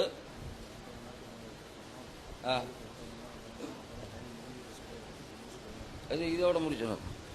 அந்த ஸ்கல் வெறும் 500 வருடங்களுக்கு முன்னால் இறந்து போன ஒரு மனிதனுடைய மண்டையோடு கீழே இருக்குது பாருங்க, அது அவனுடைய மண்டையோடு இல்ல, அது ஒரு குரங்கனுடைய தாடையை எடுத்து போர்ஜரி செஞ்சிருக்காங்க. அங்க கொண்டு போய் பிக்ஸ் பண்ணி இருக்கிறாங்க. அந்த நிறத்தை பாத்தீங்கல்ல, ப்ளூ, இத பாருங்க, இந்த டார்க் அடிச்சிருக்குது பாருங்க, அந்த டார்க் அடிச்சிருக்கிற இடம் என்ன அப்படின்னு கேட்டீங்கன்னாக்கா, குரங்கல இருந்து போர்ஜரியா கொண்டு பிக்ஸ் பண்ணது. இது யார் சொன்னது? அண்ணன் சொல்லல, நான் சொல்லல, பிரிட்டிஷ் மியூசியத்தில் இருக்குது. அது சொன்னது ஜோசப் வெய்னர் என்ற விஞ்ஞானி. இதெல்லாம் தப்பு அப்படின்னா அவங்க மேல போய் கேஸ் போடுங்க. நீங்க சொன்னீங்கல்ல இதெல்லாம் தப்பு அப்படின்னாக்கா நாங்க என்னமோ கேஸ் போடுவோம் என்னமோ சொன்னாரு. இப்ப நாம என்ன சொல்றோம் அப்படின்னா, இதெல்லாம் தப்பா இருந்தா, பொய்யா இருந்தா நீங்க அவங்க மேல கேஸ் போட்டு நிரூபிங்களே, இவன் இந்த ஜோசப் வெய்னர் செஞ்சிருக்கிறது ஃப்ராடு, அதெல்லாம் சரியில்லை, முதல்ல எவல்யூஷன்ல இருந்து வந்தது அப்படின்னு சொல்றதுக்காக கென்ன தோக்லஸ் செஞ்சாருல, அதுதான் கரெக்ட்னு கேஸ் போட்டு நிரூபிங்க. ஆகவே இன்னும் நிறைய கருத்துக்கள் சொல்ல வேண்டியிருக்கு. கொஞ்சம் அதிகமான சமயத்தை டைம் எடுத்துக்கிட்டோம் அப்படின்றதுனால எங்களுக்கும் அதிகமான டைம் வேணும் அப்படின்னு கேட்டுட்டு இருக்காங்க. அடுத்த எவிடன்ஸ்களுக்கு அப்புறம் வருவோம் இன்ஷா அல்லாஹ். நான் இப்போ இதோட முடிச்சுக்கிறேன். அன்புள்ள சகோதரர்களே, ஆரம்பத்தில் டைம் லிமிட் வேணாம், விஷயங்களை 2 பேரும் ஒரு நாள் விளக்கணும்னு சொன்னாங்க. அதனாலதான் ஆரம்பத்தில் 20 நிமிஷம் சொன்னதை 1 மணி நேரம் வச்சுக்கிறது, 2 மணி வச்சுக்கிறேன்னு சொன்னோம். இப்போ எங்களுக்கு டைம் வேணும், ரொம்ப போகுதுன்னு சொன்னதுனால நம்ம என்ன செய்வோம், ஆனா நீங்க கேட்கக்கூடாது, முறைப்படி அதை பதிவு பண்ணிடணும்ல. ஒரு விஷயத்தை அந்த நட்பு முறையில நம்ம மாத்திக்கிட்டோம்னு சொன்னா அதுலயாவது உறுதியா இருக்கணும். நீங்க எவ்வளவு டைம் எடுத்துக்கலாம்னு நாங்க சொல்லிவிட்டோம். இருந்தாலும் அந்த அதிகவாதங்கள் வைக்கிறதுல உங்களுக்கு ஒரு தயக்கம் இருப்பது தெரிகிறது. இருந்தாலும் நம்ம அதை ஒரு மரியாதை கொடுத்துக்கிறோம். அதே நேரத்தில் ஒரு சுருக்கமா நான் சொல்லிக்கொள்ள வேண்டிய விஷயம் என்னன்னு கேட்டா, இந்த வர அமர்வுகளையாவது வாதங்களை வைங்க. சும்மா பெரியார் போனாரு வந்தாரு, நான் பகவத்கீதை எதிர்த்தோம், அந்த காலத்தில் பண்ணோம், ஜோசியத்தை எதிர்த்தோம், இந்த கதையெல்லாம் இந்த தலைப்புக்கு தேவைப்படாது. இந்த தலைப்புல சொல்ல வேண்டிய விஷயம் என்னன்னு கேட்டா, உங்களுடைய பிரதாபங்கள் எதையெல்லாம் விட்டுவிட்டு இப்ப கேட்ட கேள்விக்கு பதில் சொல்லுங்க. இந்த அறிவியல் பிரகாரம் கடவுள் இல்லைன்னு உங்களுக்கு நிரூபிக்க இயலுதா, அல்ல கடவுள் இருக்கிறான் என்று சொல்வதற்குரிய ஆன்சர் கேள்விகளுக்கு பதில் உண்டா, அது சொல்லணும். இன்னொரு சில விஷயம் விடுபட்ட சில சொல்லி பண்ண மாதிரி அமர்வு கிடையாது. ஒரு சகோதரர் பேசும்போது சொன்னாரு, சத்தம் போட்டு பேசினா உண்மையாயிருமா அப்படின்னு கேட்கிறாரு. இதெல்லாம் என்னது? சத்தம் போட்டு பேசினால் உண்மையாகுமான்னு கேட்கிற காரணம் என்னன்னு கேட்டா, நம்ம இது எடுக்கலங்கிறக்கா சொல்றாரு. டாக்டர் கோச்சிக்கிற கூடாது. யார் ரொம்ப மேசையை தட்டி பயங்கரமா சத்தம் போட்டு பேசினா யாரு? நல்லா யோசிச்சு பாருங்க. நான் பாட்டு உட்கார்ந்து பேசிட்டு இருக்கிறேன், அவங்க டாக்டர் தான் என்ன ரொம்ப கடுமையா அடிச்சு இப்படி பயங்கரமா அடிச்சு அந்த அவன் மைக்கார சொன்ன அடிக்காதுன்னு சொல்லிட்டு போனார். அந்த மாதிரி சொன்னது போது அது என்ன சொல்ற பதிய வைக்க பாக்குறாங்கன்னா, சத்தத்தின் மூலமாக இவர்கள் ஜெயிக்க பாக்குறாங்க ஒரு தப்பான ஒரு கருத்தை நீங்க விதைக்க வச்சிருக்கீங்க. அது மாதிரிலாம் இந்த விஷயம் சொல்லக்கூடாது. அது மாதிரி கடவுளை கண்டுபிடிச்ச பிளாஸ்டிக்கை மனுஷன் தான் கண்டுபிடிச்சாண்டாரு. திருப்பி திருப்பி சொன்ன, கண்டுபிடிக்கிறது வேற படைக்கிறது வேற. கண்டுபிடித்தாலே இருந்ததை தான் கண்டுபிடிக்கணும். பிளாஸ்டிக்கை மனுஷன் படைச்சானா கண்டுபிடிச்சானா? அதனுடைய சாமான்கள் இருந்துச்சு, கண்டுதான் பிடிக்கிறோம். காணா போன பொருளை கண்டுபிடிச்சு அவன் படைச்சான்னு சொல்லுவீங்களா? நான் தான் கண்டுபிடிச்சேன், எனக்கு தான் சொன்ன, ஒத்துக்குருவீங்களா? அதாவது பொருள்களை வந்து மனிதன் கண்டுதான் பிடித்தானே தவிர ஒன்றை கூட மனிதன் படைக்கலன்னு நான் சொன்னேன். முதல்ல அதை படைக்கலன்னு சொன்னது என்ன பண்ணிட்டாரு, அதை தப்பா விளங்கிட்டு பிளாஸ்டிக் யார் கண்டுபிடித்தார் அப்ப வாதம் பண்ணும்போது அவர் கேட்கலையா, என்ன டைவர்ட் பண்றாருங்க தெரியாத தவறான ஒரு விஷயம் சொல்லியிருக்காரு. அது மாதிரி வந்து மனிதன் தான் ஆம்பளையா பொம்பளையாங்கிறத தீர்மானிக்கிறோம், நம்ம தான் தீர்மானிக்கிறோம், கடவுளுக்கு எந்த வேலையும் கிடையாது அப்படின்னு சொன்னாரு. எக்ஸ் கொடுக்கறது ஆம்பளை தான், ஒய் கொடுக்கறது ஆம்பளை தான்டாரு. நீங்க அறிவியலை தப்பா பயன்படுத்துறீங்க. எக்ஸ் ஒய் ரெண்டும் மனுஷன் ஆம்பளைட்ட தான் இருக்கு, பொம்பளைட்ட ஒண்ணும் இல்லை, அது உண்மை. ஆனால் எக்ஸ கொடுக்கறதே ஒய்ய கொடுக்கறதே மனுஷன் தீர்மானிக்கிறது கிடையாது, மனுஷன்ட்ட இருக்குதே தவிர அவங்கிட்ட இருந்து எக்ஸ் போகணுமான்னு மனுஷன் முடிவு செஞ்சு நான் எக்ஸா கொடுத்து ஆம்பளை பிள்ளையா பிறப்பேன்னு சொல்ல முடியுமா? அதை நீங்க மிஸ்யூஸா அறிவியல் அல்லாத கருத்தோட கலந்து மிக்ஸ் பண்ணி சொல்றீங்கன்னு சொன்னேன். அதுக்கு அவர் ஆன்சர் பண்ணல. மனுஷனுக்கு முடியாது. நீங்களா எக்ஸா கொடுத்து ஆம்பளை பிள்ளையா பிறந்தா டாபிக்கே குழந்தை தற்கொலை, கருவுல சிசு கொலை எல்லாம் அடிபட்டு போயிடும். எல்லாம் ஆம்பளை பிள்ளைய 10 பேர் தள்ளிட்டு இருக்கலாம். அந்த இதுக்கு நீங்க பதில் சொல்ல கிடையாது. அது மாதிரி வந்து குட்டி பிரபஞ்சத்தை மனுஷன் உண்டாக போறான், அப்ப என்ன சொல்லுவீங்க அப்படிங்கிறாரு. இந்த அணுக்களை வெடிக்கை செஞ்சு ஒரு 27 கிலோமீட்டருக்கு அதை என்ன விளைவு ஏற்படும் பார்த்தான். அது அணுக்கு அது தவறான தகவல் எங்க முன் வச்சிருக்கிறார். அது பிரபஞ்சத்தை உண்டாக்குறதுக்காக செய்யல, அந்த என்ன மாதிரி இருந்துச்சுன்னு அறிந்து கொள்வதற்கு நடத்தின ஒரு சோதனை தானே தவிர பிரபஞ்சத்தெல்லாம் உண்டாக்கல. அப்படி உண்டாக்கி விட்டால் அது அவன் தான் உண்டாக்கணும்னு சொல்லுங்க, அதான் டாபிக். அவன் உண்டாக்கணும் இல்லைங்களா? அப்ப இதை வந்து உண்டாக்குனதை ஒரு மனுஷன் உண்டாக்குனான்னா அப்ப அந்த பெரிய பிரபஞ்சத்தையும் இந்த மனுஷனையும் சேர்த்து யார் உண்டாக்குனான்னு வந்துரும்ல. மறுபடியும் கடவுள் இருக்கான்னு வரும். நீங்க இன்னொரு குட்டி பிரபஞ்சத்தை இவனே 2 அணுவை மோத வச்சு இவனே ஒரு பிரபஞ்சத்தை உண்டாக்கிட்டான்னு ஒரு பேச்சுக்கு வந்தால் அப்ப பகுத்தறிவு என்ன, இந்த பிரபஞ்சத்தை இவன் தான் உண்டாக்குனான்னு சொல்லுவோம், இவனையும் இந்த மொத்த பிரபஞ்சத்தையும் ஒருத்தன் உண்டாக்குனான்னு சொல்லுவோம். இது ஒரு பெரிய லாஜிக்கோ பெரிய அறிவியலோ கிடையாது. நீங்க சொல்ற பக்கத்தில் நிக்காது. அது ஒரு விஷயம்.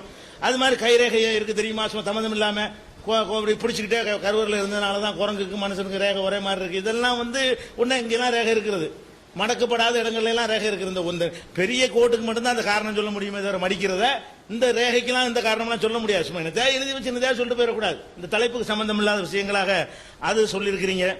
அது மாதிரி வந்து முஸ்லீம்கள் பாத்தியா ஓதுறாங்க, ஆயுத பூஜை ஓதுறாங்க, அதெல்லாம் எடுத்து நாங்க போராடிட்டு இருக்கோம். நீங்க எப்படி நீங்கள் இத்தனை வருஷம் கத்தி இந்த மக்கள்கிட்ட இந்து மக்கள்கிட்ட உள்ள மூட நம்பிக்கை உங்களுக்கு இதுவரைக்கும் உங்களுக்கு வென்றெடுக்க முடியவில்லையோ அந்த லெவலில் நாங்க இல்ல. நாங்க 20 வருஷ பிரச்சாரத்தில் எங்க பேசிக்க கரெக்டா இருந்ததுனால நீங்க சொல்லக்கூடிய மூட நம்பிக்கை எல்லாம் வென்று முழுக்க முழுக்க பகுத்தறிவு உள்ள குர்ஆன் சொல்லப்படி வாழக்கூடிய ஒரு முஸ்லீம் சமுதாயத்தை இன்னைக்கு ஒரு எஸ்எம்எஸ்ல 1 லட்சம் பேரை திரட்டுற அளவுக்கு இன்னைக்கு மக்களை வென்றெடுத்துற சின்ன சமுதாயத்தில், பெரிய சமுதாயத்தில் நீங்க கூட செய்ய முடியல. ஒரு பெரிய சமுதாயத்தில் நீங்க செய்ய, அதனால இந்த கத்தம் பாத்தியாரெல்லாம் ஓதுறானா இல்லைன்னு நாங்க சொல்லிட்டு இருக்கோம். உங்களை விட அழுத்தமாக பூஜை புரோகிதத்தை இல்லைன்னு சொல்லி ஒழிச்சு கட்டிக்கிட்டு இருக்கிறோம். அதனால வந்து அதெல்லாம் ஒரு ஆதாரமா கொண்டு வராதீங்க. எங்க ஆளுக்குள்ள சில தப்பு செஞ்சான்னு சொன்னா நீங்க எங்களுக்குலாம் சொல்லுவீங்க, நாங்க மேடை போட்டு சொல்லி எங்கள்கிட்ட அடி உதையெல்லாம் வாங்கி பெரியாரெல்லாம் கூட அப்படி வாங்கினதுல நாங்க வெட்டுலாம் வாங்கி இருக்கிறோம், கொல்லப்பட்டிருக்கோம் எத்தனை சகோதரர்கள். நாங்க இதுக்கு சரியான கொள்கைங்கிற அடிப்படையில் பிரச்சாரம் பண்ணி கொண்டிருக்கிறோம். அதனால இந்த மாதிரி விஷயங்களை தயவு செய்து விட்டு விட்டு நம்ம எடுத்துக்கொண்ட தலைப்பு கடவுள் இருக்கிறாரா இல்லையா, வேற வேற தலைப்புகள்லாம் உங்களுக்கு சந்தேகம் இருந்தால் அடுத்த தலைப்பு நீ கேட்கலாம், அது கொண்டு போயிருங்க. இதுல எடுத்து வைக்க வேண்டியதுன்னா நாங்க கேட்ட அத்தனை கேள்விக்கு நீ பதில் சொல்லணும்.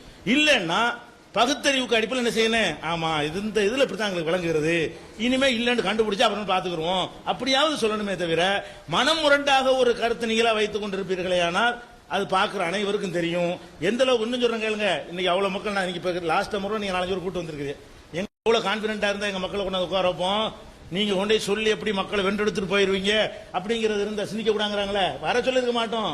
நீங்க தான் ஆட்களை கூட்டிட்டு வர மாட்டேங்கிறீங்க.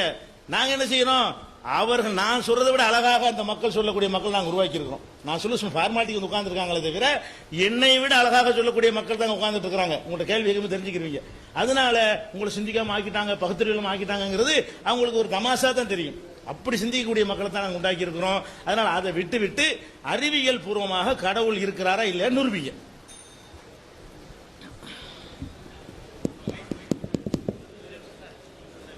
ஹலோ, விவாதம்ங்கிறது வேற, விதண்டாவாதம் பண்ண வரல.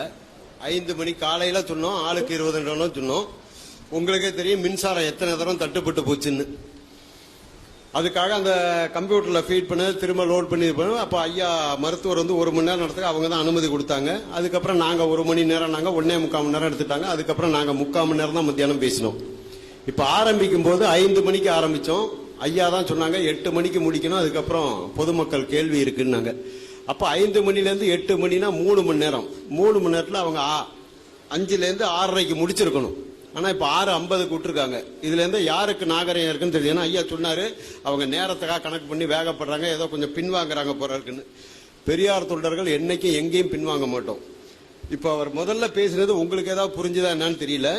நாங்கள் கடவுள் இருக்கிறத நிரூபிச்சு விட்டோம் அப்படின்னு சொன்னார். எந்த இடத்துல எப்ப நிரூபிச்சார்? காலையில இருந்து நான் இங்கதான் உட்கார்ந்துருக்கிறேன், எல்லாமே பதிவாயிருக்கு. கடவுள் இருக்கிறாருங்கிறத எந்த இடத்துல எப்ப நிரூபிச்சார்? கடவுள் அதை படைச்சாரு இதை படைச்சாருன்னு சொல்லியிருக்காரு. நாங்க கடவுள் எதை படைச்சாருன்னு கேட்க வரவே இல்லை.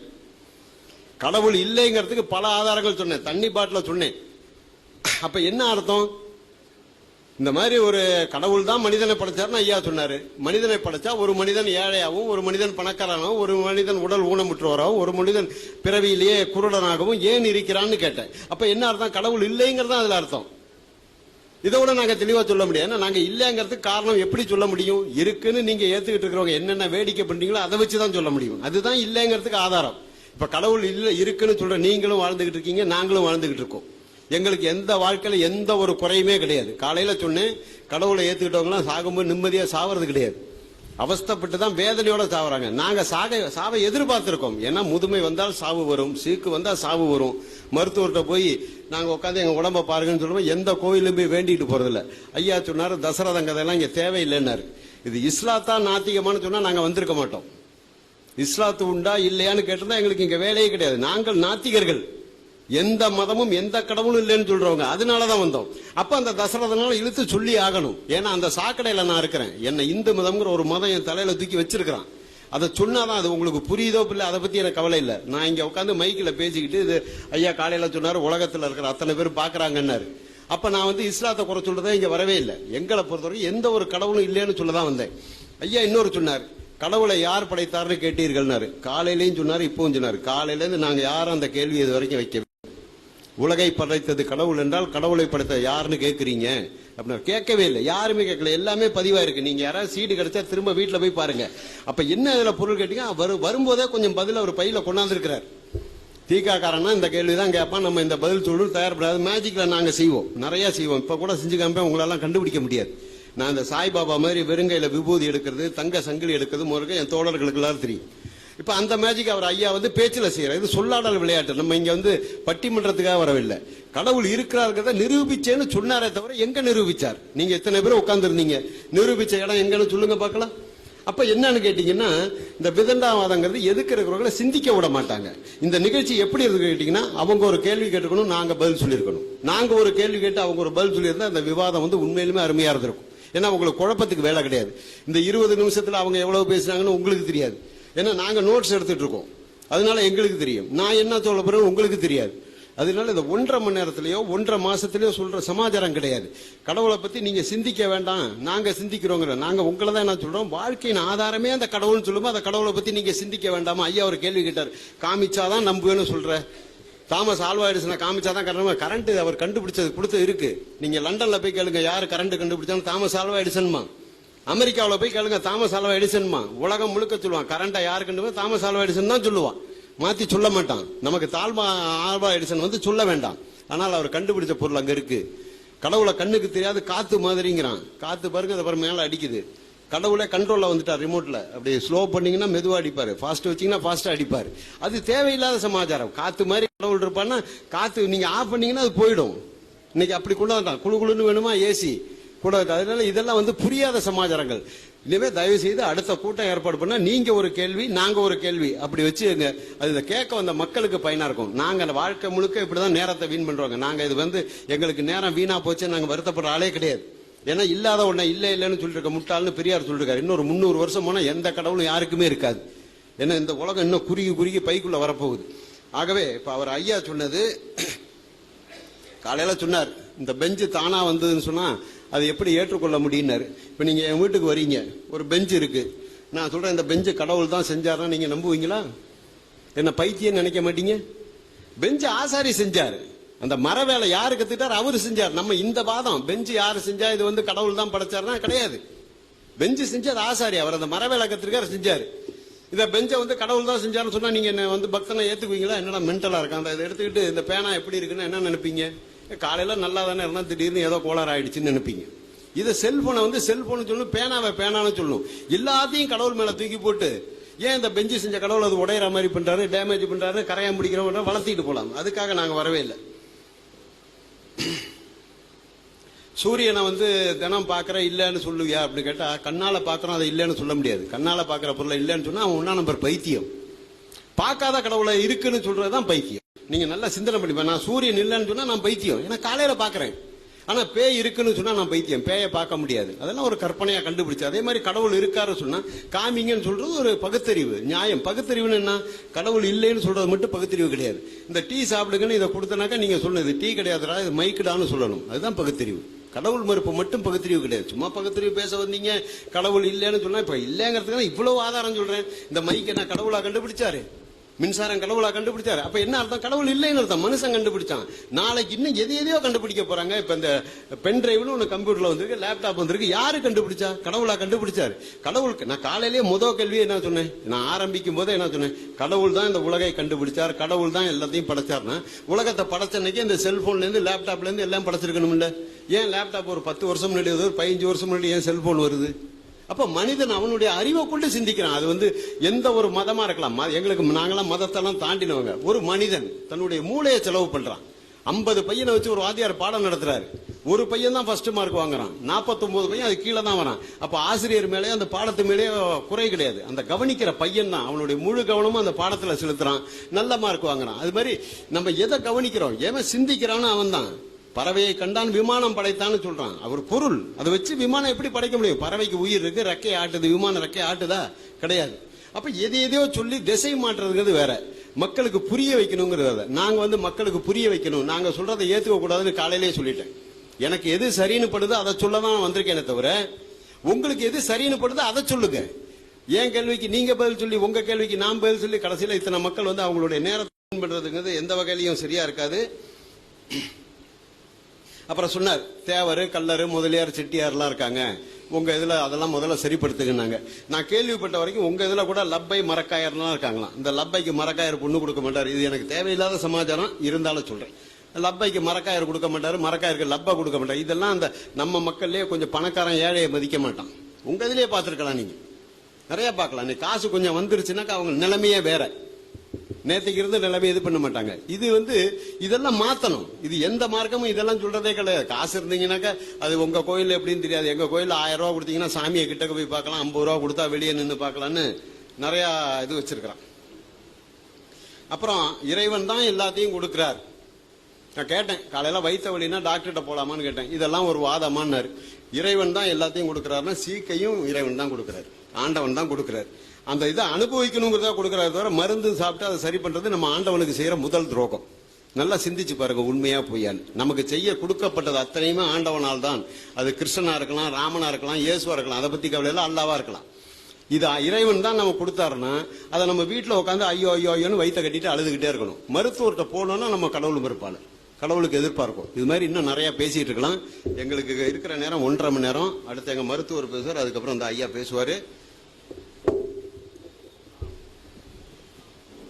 ஹலோ ஹலோ, டேபிளுக்கு உடைச்சது மிகவும் சாரி. இந்த மாதிரி மேடைகள் இப்போ கரசாரமாக விவாதம் இருக்கும்போது அது என்னோட இயற்கையான உள்ரீதியான உணர்வு, அந்த இமோஷன்ஸோட வெளிப்பாடு தான். பரவாயில்ல, பகுத்தறிவுன்னு வார்த்தை நிறைய யூஸ் பண்றதை கவுண்ட் பண்ணாங்கன்னா ஐயா தான் இருப்பாங்கன்னு நினைக்கிறேன்.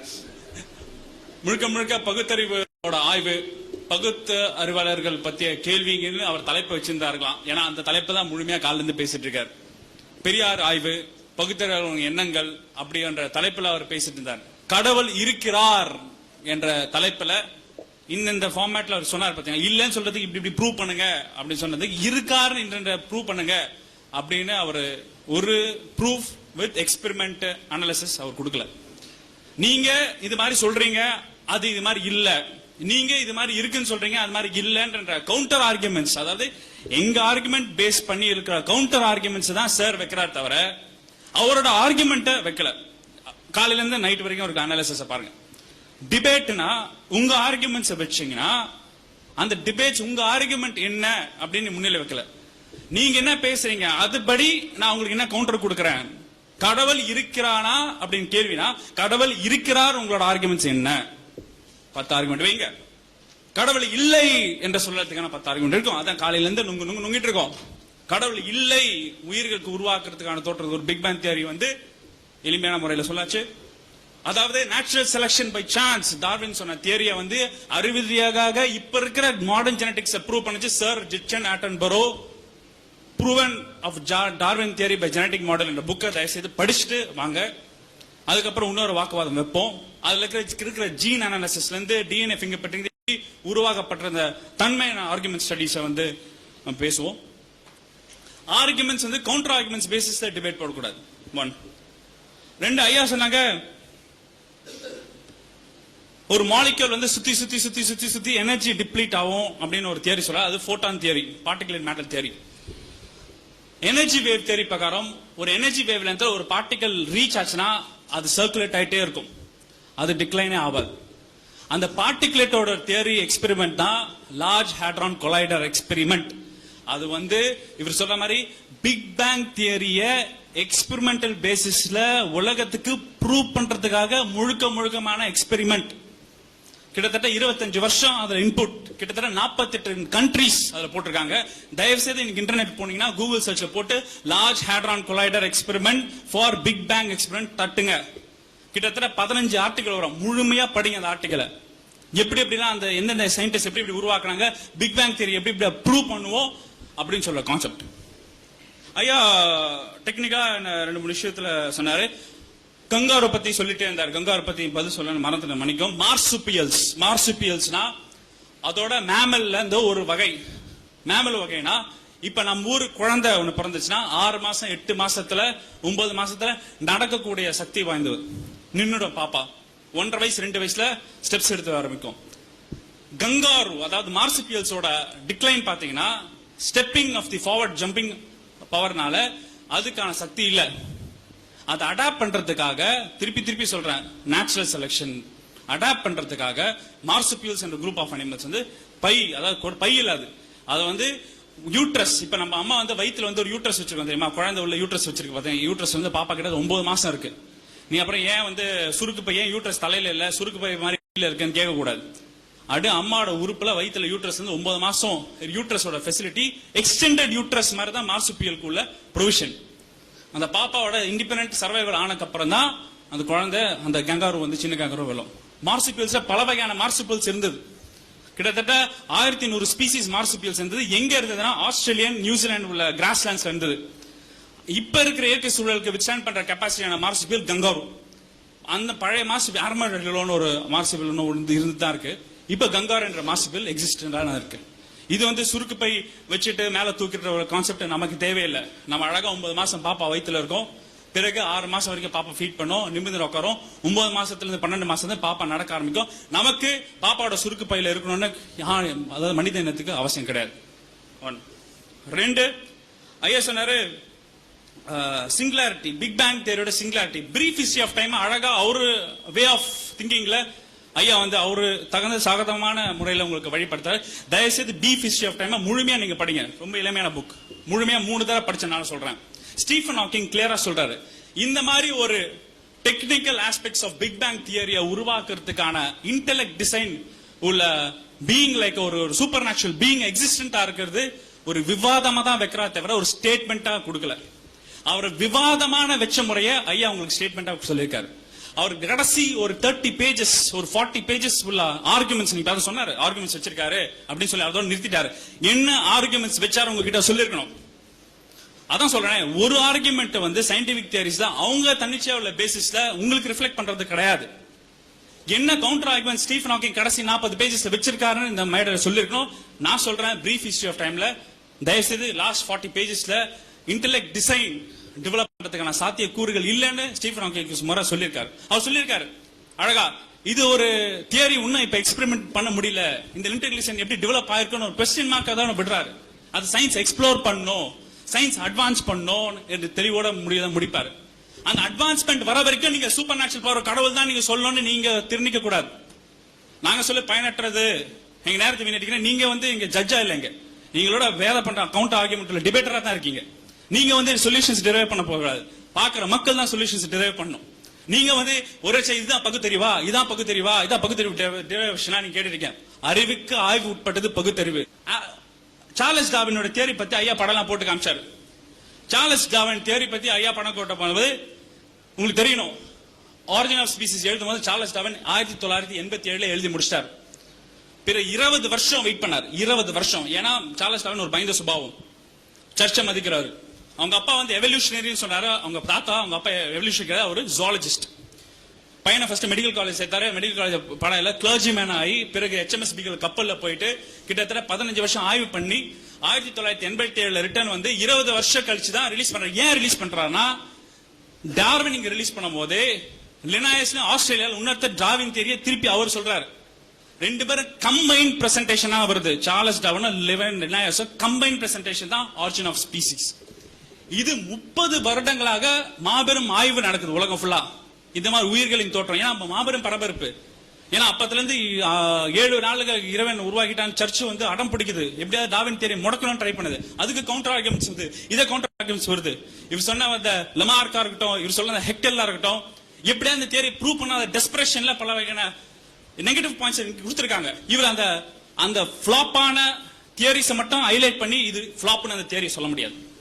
இப்ப வந்து ஒரு மலேரியா மாத்திரை கொடுக்குறேன், ரெசிஸ்டன்ட் கேசஸ் கேட்காது. யாரும் மலேரியா மாத்திரைக்கு அந்த மாத்திரையை கொடுக்க முடியாதுன்னு சொல்ல முடியாது. அதாவது அப்ப நெகட்டிவா ஆன உள்ள இன்சிடென்ட்ஸை ஹைலைட் பண்ணி ஆம்பிளிஃபை பண்ற காட்டுறது டார்வின் தியரி.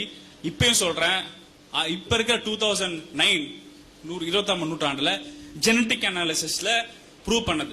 டார்வின் தியரியை ஒரு உதாசனப்படுத்துற மாதிரி அழகா ஐயா வந்து சொல்லிடுறாரு, இதெல்லாம் ஒரு பொய் பித்தலாட்டம் அப்படின்னு. பொய் பித்தலாட்டம் சொல்றதுக்கு மாற்று கருத்து என்ன வச்சிருக்கீங்க அப்படின்னு கேட்டா ஒரு கேள்வி இருக்கு. இப்ப வந்து ஒரு நோய் இருக்கு உங்களுக்கு, அந்த நோயை குணப்படுத்த நான் மருந்து தான் கொடுக்க முடியும், நான் இன்னொரு நோயை கொடுக்க முடியாது. நீங்க சொல்ற அப்படிதான், இதுக்கு என்ன இது சூப்பர் நேச்சுரல் தியரி தான் அப்படி சொல்லிட்டு போயிடுங்க விட்டுருங்க அப்படின்னு சொல்றாங்க. இல்ல, விட முடியாது. டார்வினிசம் வந்து ப்ரூவ் ஆன கான்செப்ட், திருப்பி சொல்ல ப்ரூவ் ஆன கான்செப்ட். எங்க உலக அரங்கல்ல எனி பயாலஜிஸ்ட் கிட்ட சொல்லுங்க, அவர் ப்ரூவ் ஆன கான்செப்ட் அப்புறம் தான் இப்ப இருக்கிற எல்லா பாட நூல்களையும், உலகத்தில் இருக்கிற எல்லா பாட நூல்களையும் எவல்யூஷன் பயாலஜி பாடமாக சேர்க்கப்பட்டிருக்கு. எல்லா பாட நூலையும் படிக்கலாம், மெடிசன் பாட நூல்களை படிக்கலாம், உங்களோட சயின்ஸ் டெக்ஸ்ட் புக்ஸ் படிக்கலாம். ஏதோ அறிவியல் பாட புத்தகத்தை படிக்கலான்றாங்க. அறிவியல் பாட புத்தகத்தை நாங்க படிக்க முடியாது. எங்க படிக்க முடியும்? நாங்க ஏதோ அறிவியல் பாட புத்தகத்தை சொல்லிக்கலாம், நீங்க சொல்லலாம். எங்க சொல்ல முடியும்? இதுல தான் சொல்ல முடியும். திருப்பி existent of super natural power பத்தி ஐயா திருப்பி சொன்னாரு. சூரியன் இருக்கு, சூரியன் வந்து ஆய்வு பண்ண முடியும். ஆமா, சூரியன் ஆய்வு பண்ண முடியும். 12,000 டிகிரி செல்சியஸ் உள்ள சூரியன் அவுட்டர் கோர், இன்னும் மேட்டர்ல 6000 டிகிரி செல்சியஸ். அது ஹீலியம் கேசஸ் எக்ஸஸவா இருக்கு, ஹைட்ரஜன் கேசஸ் எக்ஸஸவா இருக்கு. சன் அனலைஸ் பண்ண முடியும் என்னால. இப்ப சன் எவ்வளவு temperature of degree Celsius expand ஆயிட்டு வருதா, அது கிராவிடேஷன் ஃபோர்ஸ் எவ்வளவு இருக்குன்னு அசஸ் பண்ண முடியும். சூரியன் ஆய்வு பண்ணி கடவுளை ஆய்வு பண்ண முடியுமா? கடவுள் ஒரு பொருளா, ஒரு பார்ட்டிகுலேட் மேட்டரா, ஒரு வேவா, ஒரு ஒளியா, அந்த ஒளி இருந்தா ஒரு அனாலிசிஸ் என்ன அப்படின்னு ஐயா தான் சொன்னாரு. ஒரு கடவுள் வந்தா கூட நீங்க நாங்க ஒத்துக்க கூடாது, ஆராய்ச்சி சிந்திச்சு அது கடவுளான்னு நீங்க நிரூபிக்கணும்னு ஐயா சொன்னார் வாயாலே. ஆமாயா, அதுதான் நாங்க சொல்றோம். அந்த சூப்பர் நேச்சுரல் பவரை நாங்க சிந்தனைக்கு உட்பட்ட அந்த சூப்பர் நேச்சுரல் பவரை ஆராய்ச்சி செய்வீங்க. அந்த பவர் எங்க எக்ஸிஸ்ட் இருக்குன்னு சொல்லுங்க. அந்த சூப்பர் நேச்சுரல் பவரோட பார்ட்டிகுலேட் மேட்டர் என்னன்னு சொல்லுங்க, அதோட கண்டென்ட் என்னன்னு சொல்லுங்க, அனலைஸ் என்னன்னு சொல்லுங்க. இல்லன்னு உள்ள வாக்குவாதங்கள் சொல்லிட்டு நீங்க ஏன் இல்லன்னு கேள்வி கேட்கறது, இருக்குன்ற வாதத்தை நீங்க வச்சுட்டு அந்த அனாலிசிஸ் சொல்லுங்க. அந்த மாதிரி கவுண்டர் ஆர்குமெண்ட்ஸ் வச்சுட்டு நாங்க ரிப்ளை பண்ற முடியும். வேற மிஸ் பண்ண போறோம். லாஸ்ட் டைம் மிஸ் பண்ணும்போது புடிச்சாங்க. Big bang theory, singularity, big bang Darwin. இனம் பத்தி சொல்லிட்டு இருந்தாரு. தமிழ் இனம் அதை பத்திலாம் ஒத்துக்கிறேன். நம்மள ஹோமோ சாப்பியன்ஸ் தான், ஹோமோ சாப்பியன்ஸ் அவ்வளவுதான். அதுவும் அந்த டெபினிஷன் பிரகாரம் species name sapiens, genus name homo. இதுல வந்து பாகுபாடுகள் மொழியின் அடிப்படையில, நிறத்தின் அடிப்படையில பல பாடுகள் மனுஷனால உருவாக்கப்பட்டதுதான். அப்படி பார்த்தா மதத்தினால் உருவாக்க பாகுபாடும் மனுஷனால் உருவாக்கப்பட்டதுதான் ஐயா வந்து தெளிவா சொல்றாரு. அதான் பகுத்தறிவு. வெறும் மொழியின் அடிப்படையில நீங்க சொல்றது தப்புனா ஆமா தப்பு, அப்பனா மதத்தின் அடிப்படையில பிரிக்கிறது தப்பு. மனிதன் இனமா மனிதன் ஹோமோ சாப்பியன்ஸ் தான். அப்ப மதத்தின் அடிப்படையில ஒழிச்சிட்டீங்கன்னா எல்லாரும் ஒண்ணு சேருவோம். உங்களுக்கு இருக்கிற மதத்தை சாயத்துக்களை விளக்குவோம். வெறும் மனிதனாக 9 மாசத்துல பிறந்து வெளியே வர குழந்தையா நாங்க இருக்கிற போது அதே குழந்தையா நான் வெளியே வரேன், அதே குழந்தை நீங்க வெளியே வரங்க. ஏன் சடங்கு, ஏன் சம்பிரதாயங்கள், ஏன் வந்து இந்த ஒரு அடையாளங்கள் வெளியே வருவோம், மனுஷனாக இருப்போம் என்ற அடையாளத்தை மென்மைப்படுத்துறதுக்கு ரொம்ப நன்றி.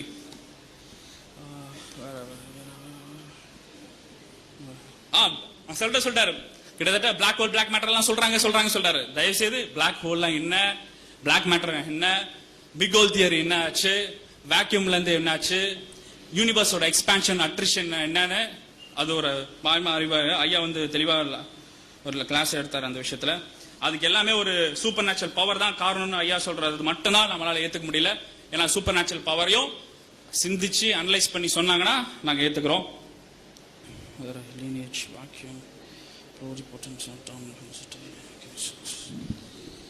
S okay. Counter arguments sorry. அதாவது தோழர்களே, இன்னைக்கு வந்த ஆர்குமெண்ட்ல 2 மனநிறைவான சந்தோஷம் ஏற்பட்டது. இந்த முடிவுல கடவுள் இருக்கு அப்படின்னு இருக்கு, கடவுள் இல்லை சொல்ற பிடிவாதம் நீங்க 2 தரத்துல பார்க்கலாம். நீங்க பகுத்தறிவு வட்டத்திலே இருந்து நீங்க சொல்றீங்க, நான் அதே மாதிரி நீங்க மதத்தின் வட்டத்தில இருந்து சொல்றீங்கன்னு நான் தெளிவா சொல்லிட்டு போலாம். ஒரு வட்டத்தில இருந்து சொல்ற கருத்துக்கள் மனுஷனோட சிந்தனை நீங்க வந்து எப்படி கருத்துக்களை உள்வாங்கிறது தான் தன்றோம்.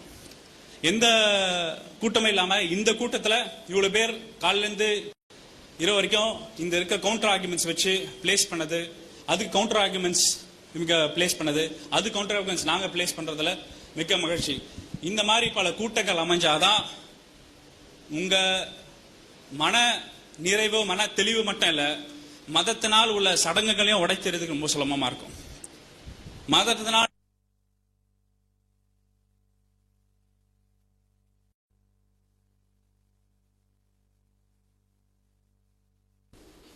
மதிப்புக்குரியவர்களே, நல்ல காரசாரமான விவாதமாக நடந்து கொண்டிருக்கிறது. நாம் இருவருக்குமே, நான் வந்து கவிஞர் குழந்தையார் என்று பெயர், மெய்யறிவு என்ற மாத இதழை நினைத்துக் கொண்டிருக்கிறேன் ஒரு 8 ஆண்டுகளாக. ஆமாம்,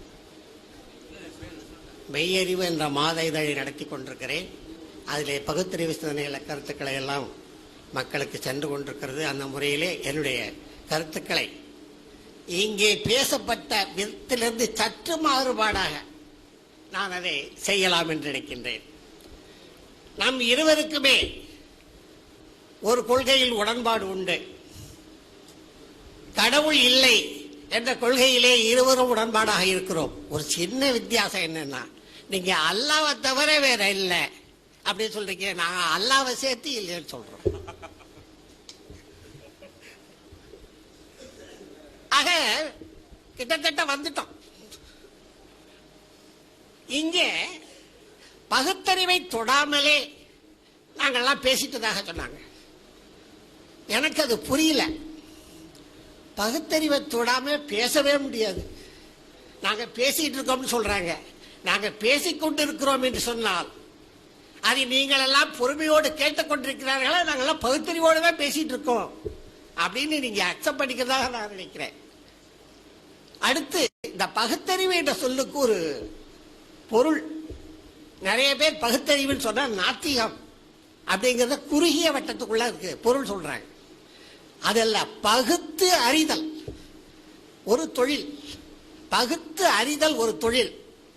ஆன்மீகவாதிகள் கூட, மதவாதிகள் கூட, நீங்களே சொன்னீர்கள் நாங்கள் தான் பகுத்தறிவோடு பேசுகிறோம் என்று கூட சொன்னீர்கள்.